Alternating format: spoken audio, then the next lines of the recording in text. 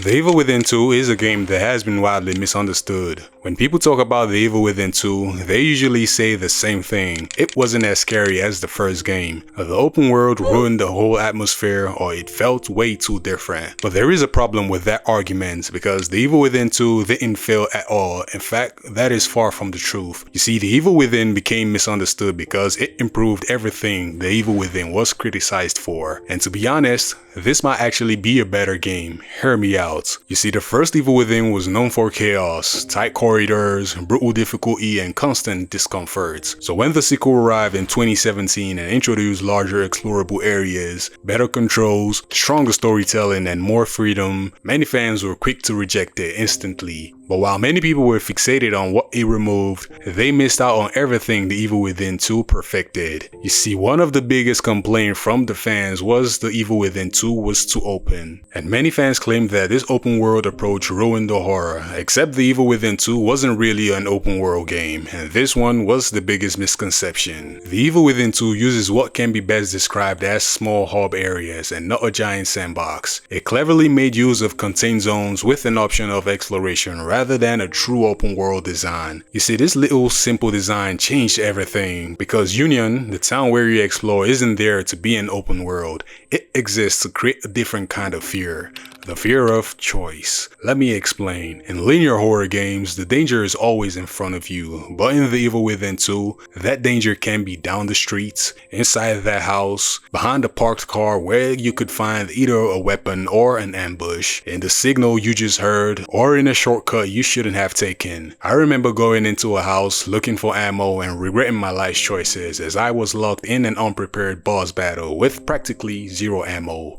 You see, that freedom creates tension. You choose where to go and when to die, because curiosity always beats caution. And that freedom leads into what the game arguably did better than the first: the gameplay itself. The gameplay was a massive upgrade. Even critics who preferred the first game often admitted one thing, which was The Evil Within 2 played much more better. Players repeatedly praised the improved controls, smoother movements, better stealth, and more satisfying combat. And this mattered a lot because for all the brilliant ideas the first game had, the constant complaint was how frustrating the gameplay was. The sequel made sure to clean up all of that. Now you had better aiming, smooth fluid movements, more responsive stealth kills, smarter progression systems with meaningful upgrades, and more flexibility in combat encounters. Even GameSpot specifically praised the new progression system, crafting choices, and the multiple viable playstyles, which means you could survive and play your own way. You could take the stealth-focused approach, focus only on combat, or try the scavenger build, or even a critical shot build. The Evil Within 2 made sure it respected every player's style and choice, and these days, horror games rarely take this approach. But the gameplay wasn't the only biggest improvement. The real shock was Sebastian himself. Sebastian went from bland to great. I mean, let's be honest, in the first game, Sebastian Castellanos wasn't that iconic. He felt like a man reacting to insanity more than a fully developed character. But in The Evil Within 2, Sebastian finally had purpose. Sorry, Justin Bieber. You see, this time, the story was personal. He wasn't just trying to survive, he was trying to save his daughter. And this addition to the story changed the tone of Sebastian and the game. Now every monster, hallway, and risk had high emotional stakes. Even critics noted Sebastian felt more realized and grounded in the sequel. And many players now connected with Sebastian because beneath the horror, this became a story about guilt,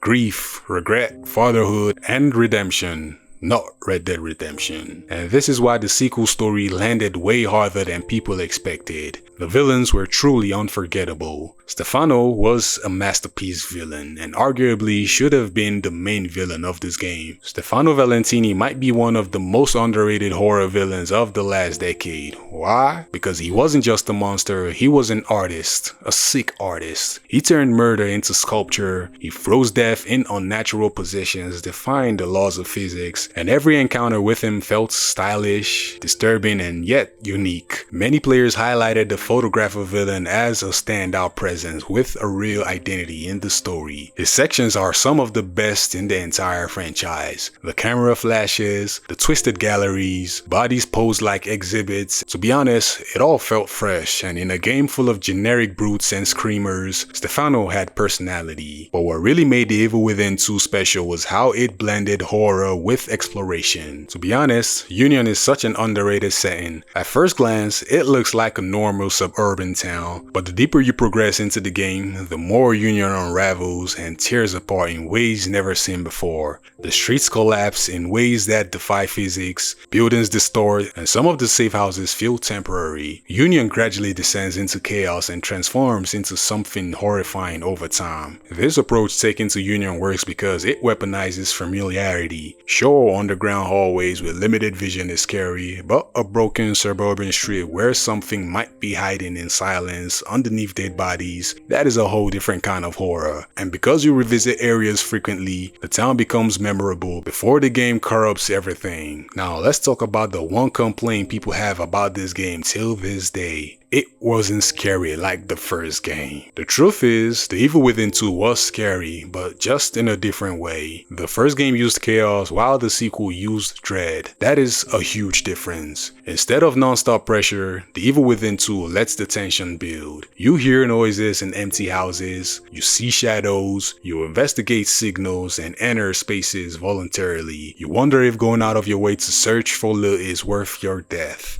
And even the sound design and the creeping suspense alone made players dread moving forward. That right there is mature horror design. Not every scare needs to scream in your face. Sometimes fear is silence, uncertainty, hearing footsteps upstairs, and the fear of choosing to open the wrong door. The Evil Within 2 understood this perfectly and made use of that to the fullest. And the craziest part is, the same things people criticize are why many fans still love this game. And years later, just like what happened with The Evil Within, many players stumbled across The Evil Within 2, and the reaction has been crazy. Many now call it more fun, polished, and more replayable than the first game because expectations are gone. These players didn't pick up The Evil Within 2 looking for the Evil Within 1 experience all over again. They saw it for what it really was, a sequel that evolved instead of repeating itself, offering better gameplay, better pacing, a more rounded protagonist, better systems,